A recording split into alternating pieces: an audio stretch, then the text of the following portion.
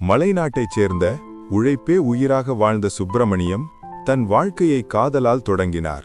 மேரியை காதலித்து திருமணம் செய்து சொந்த ஊரை விட்டு பல துன்பங்களை கடந்து ஒரு சிறிய கிராமத்தில் தன் சொர்க்கத்தை அமைத்தார்.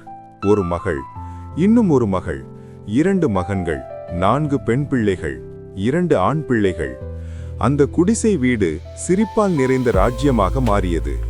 அப்பா ஒருபோதும் கையை உயர்த்தாத பாசத்தின் தெய்வம், அம்மா நேர்மையின் உருவம். மூட்டை தூக்கி உழைத்த கைகளால் பிள்ளைகளின் கனவுகளை தூக்கி வளர்த்தார் அந்த அப்பா. மகள்களுடன் குழந்தையாக மாறி நடனமாடுவார். மகன் வந்தால் வெட்கப்பட்டு ஒழிவார். மகனின் பணத்தை சின்ன சின்னதாய் எடுத்து மறுநாள் உண்மை சொல்வார் அந்த பாசக்காரன்.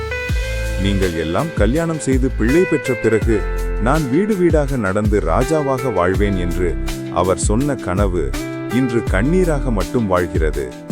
நகரத்தில் மூட்டை தூக்கும் அப்பாவும் கட்டட வேலையில் வியர்வை சிந்தும் மகனும் ஒரு நாள் சந்தித்த போது மகனின் முகத்தை துடைத்த அந்த பாசம்தான் அப்பாவை உயிரோடு வைத்த கடைசி நிமிடம் போல இருந்தது.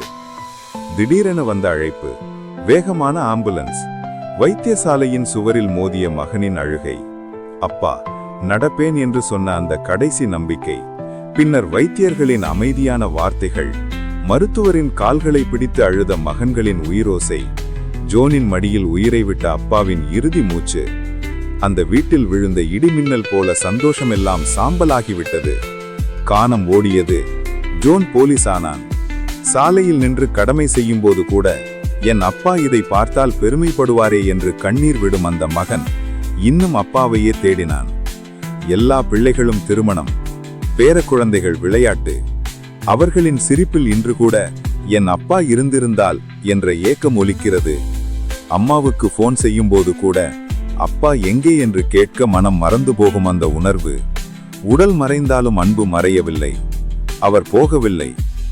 இன்றும் ஒவ்வொரு இதய துடிப்பிலும், ஒவ்வொரு கண்ணீரிலும், ஒவ்வொரு நல்வழியிலும் அந்த அப்பாதான் வாழ்ந்து கொண்டிருக்கிறார்.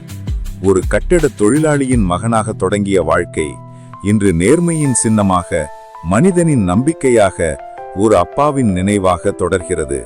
அப்பா, நீங்க எங்களை விட்டு செல்லவே இல்லை. நீங்க எங்களுக்குள்ளேயே இன்னும் உயிரோடு இருக்கிறீங்க. அப்பா மீது பாசமான அப்பாவை மிஸ் பண்ணுகின்ற அனைவரும் சேனலினை சப்ஸ்கிரைப் பண்ணுங்க. கதை தொடர்பான உங்க கருத்தினை கமெண்ட் பண்ணுங்க.